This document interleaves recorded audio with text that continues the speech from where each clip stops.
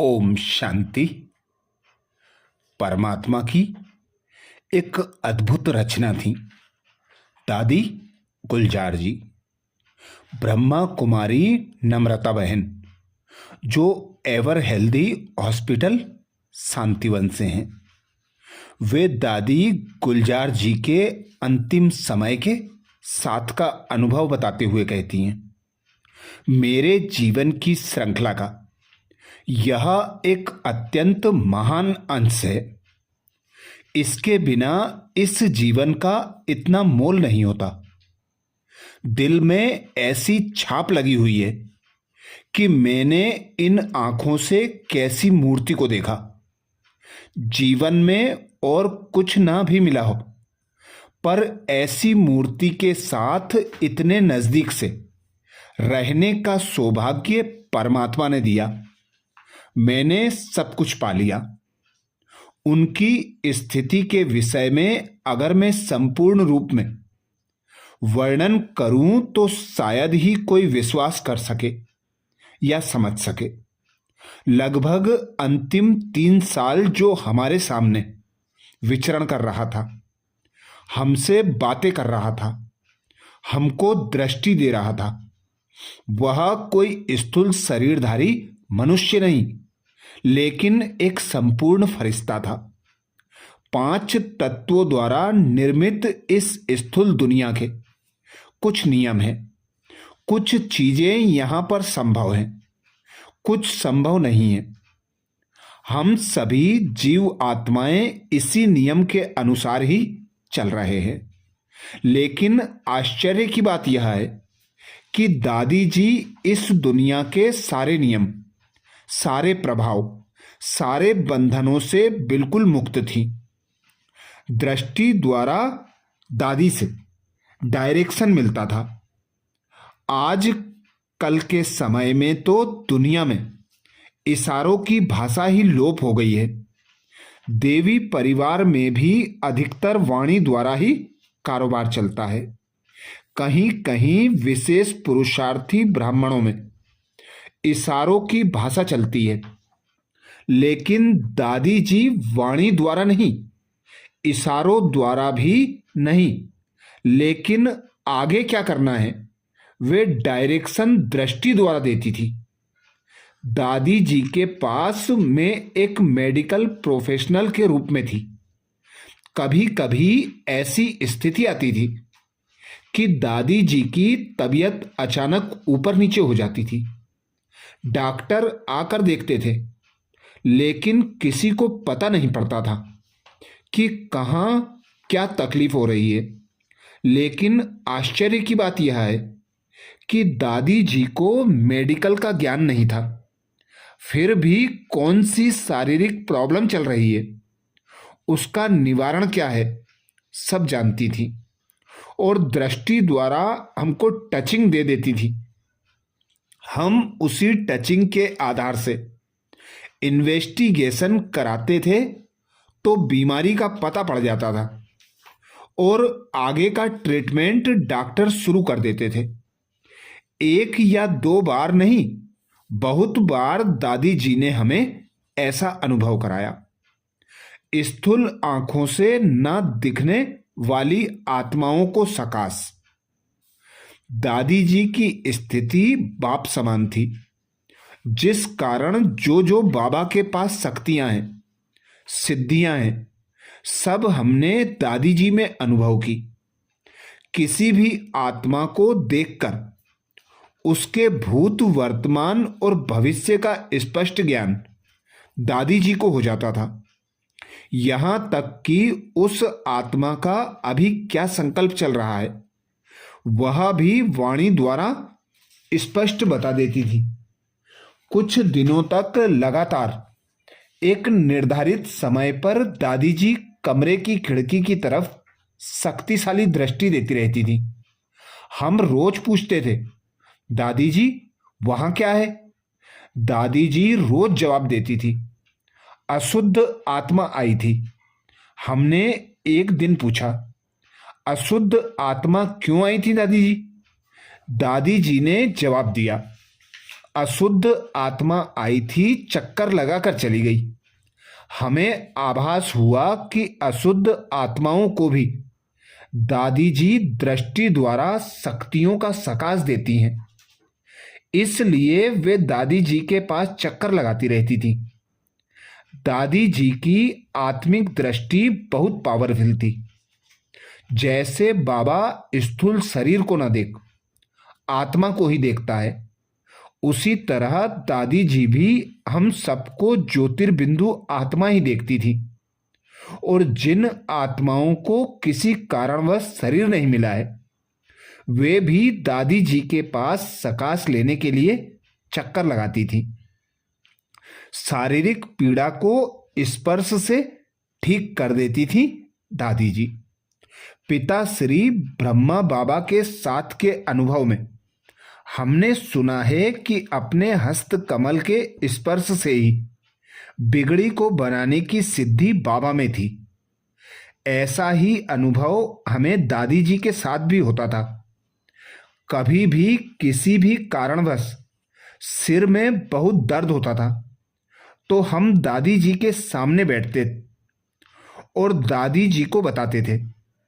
दादी जी अपनी एक उंगली से हमारी भ्रुकुटी में स्पर्श करती थी और चमत्कार हो जाता था।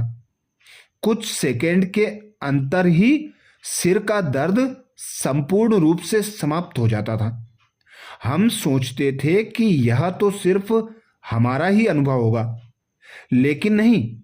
बाद में हमको बहुत सारी बहनें मिली जिनका भी पर्सनल अनुभव था कि दादी जी अपने हाथ के स्पर्श मात्र से ही कैसे भी शारीरिक दर्द को सेकंड में समाप्त कर देती थी। एक कहावत है, बुरा होने पर जिसके मन में दुख का अनुभव नहीं हो, अच्छा होने पर भी मन बिल्कुल शांत रहे, खुशी में बेकाबू ना हो, गुस्सा, डर व प्रेम आदि सब कुछ एक ही भाव से एक जैसा देखता है, उसका मन और बुद्धि स्थिर रहते हैं। वही सच्चा मुनि अर्थात सच्चा योगी कहलाता है और उसकी उपस्थिति ही संसार के लिए वरदान है। दादी जी की अवस्था भी बिल्कुल ऐसी ही थी, ना दुख ना ही सुख। दादी जी पर कोई भी प्रभाव नहीं होता था। सबके भिन्न भिन्न भाव को समा के दादी जी बस एक के ही संग में निरंतर रहते थे।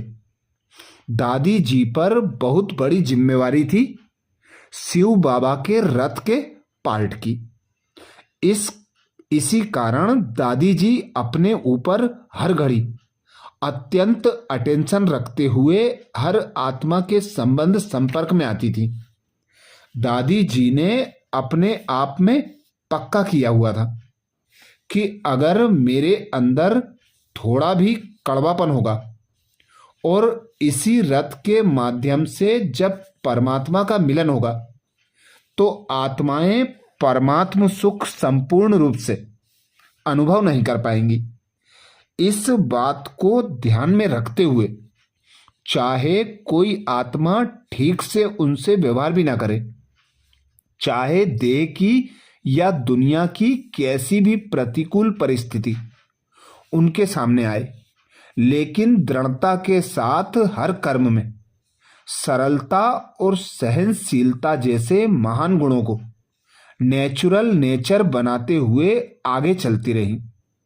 वरदान में मिली हुई रथ के पार्ट की जिम्मेवारी को भी दादी जी ने बखूबी निभाया। हमने बड़ों के अनुभव में सुना है कि जब दादी जी यज्ञ के बड़े बड़े कारोबार संभालते थे तो ऐसी ऐसी बातें सामने आती थी जो स्थिति को हिला दें, लेकिन किसी ने भी दादी जी को थोड़ी भी सख्ती से किसी भी आत्मा को शिक्षा देते हुए ना देखा ना सुना। हर आत्मा के स्वभाव संस्कार भाव भावना को अंदर ही समाकर दिल के स्नेह के बोल और व्यवहार से सबको संतुष्ट कर देती थी।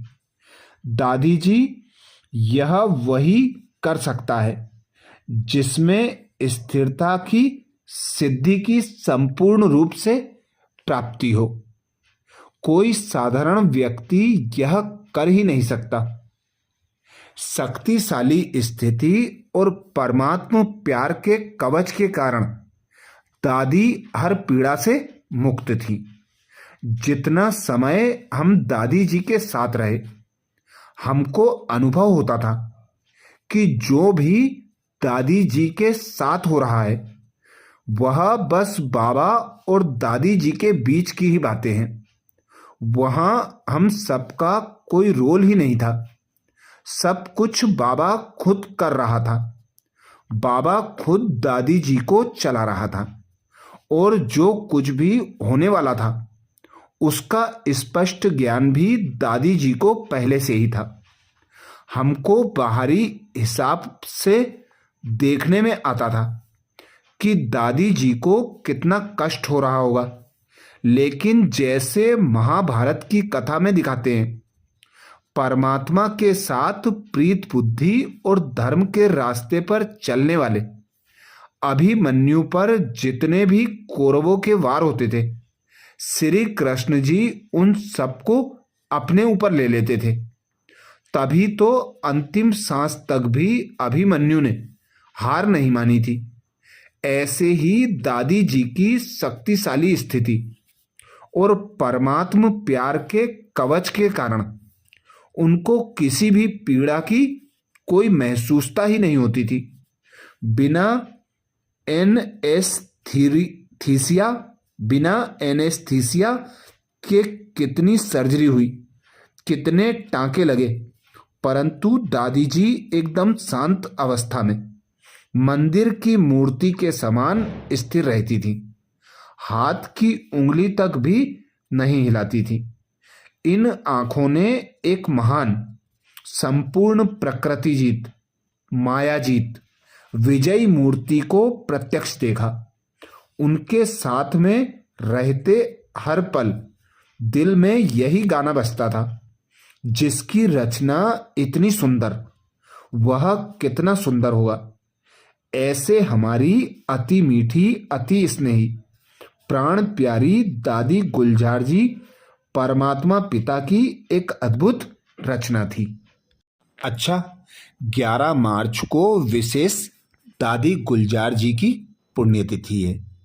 दादी जी के इस मास में हम विशेष दादी जी के गुणों का, विशेषताओं का मनन चिंतन कर दादी जी के समान बनने का पुरुषार्थ करेंगे। अच्छा, ओम शांति।